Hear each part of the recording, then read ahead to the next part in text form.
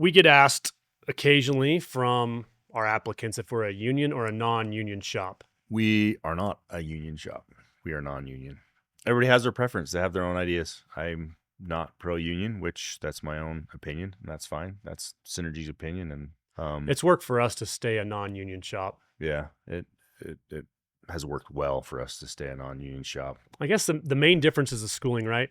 There's two, like if you Yeah. start in the union program, you need to finish at the union program because I think they have a 5-year program. That might be wrong. I'm not sure. I think it's either I think it's a 5-year program. But once they get started in that, if they say they get to a 3rd year and they want to transfer to a non-union school or a non-union contractor, they have to start back over at 1st year. That's not accepted. Or if they get 3 or 4 years deep into a non-union contracting in school and then they want to switch to union, I think they make them start over as a 1st year. I think maybe there's an equivalency test there. I mean, equivalency test there. I'm not sure exactly. I guess in my experience, the major difference between a union and a non-union outfit is the type of work they do. Usually union work, very big government contract.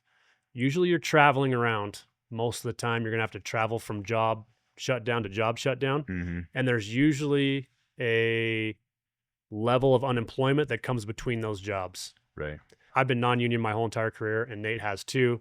We don't have the expertise or experience to speak on it. I've never had to tap into unemployment. I've always had a job. Yeah. There's a lot more opportunities, I feel, or a number of opportunities I feel for non-union. I guess there's a lot more non-union shops than there is union shops. Yeah. Some could say the union shops probably have some tighter safety protocols if you're compared to very small non-union contracting shops. Yeah, that would be a big difference for sure. You know, the few people that I do know that work union they definitely have tighter safety type protocol, you know, and that would kind of also come along the lines because it's government based, right? Yeah. Not that we're not safe in what we do, because we're extremely safe in what we do. Yeah. Those would be some major differences. And I've never been in a union either, so I don't know. Yeah. I don't have a firsthand experience, but I they think just have their own kind of rules and stuff that are even above and beyond or outside or different than just what the NEC does. Yep. So, and you have union dues. They pull out your paycheck that pays for those union dues. What those go to, I'm not exactly sure. But I think the one thing about the electrical industry, if you meet an electrician that says he knows it all, you know that dude probably doesn't know very much at all.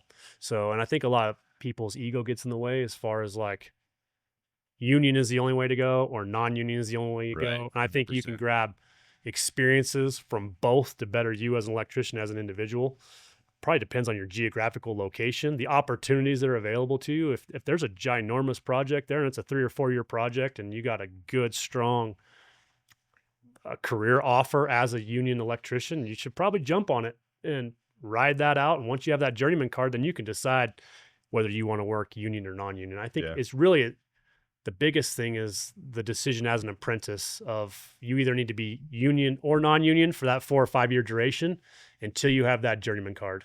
And then at that point, you can really determine what works best for you in your situation. Yeah. Thanks, guys, for watching. If any of this appeals to you, reach out to us. If you want to be awesome, come join us.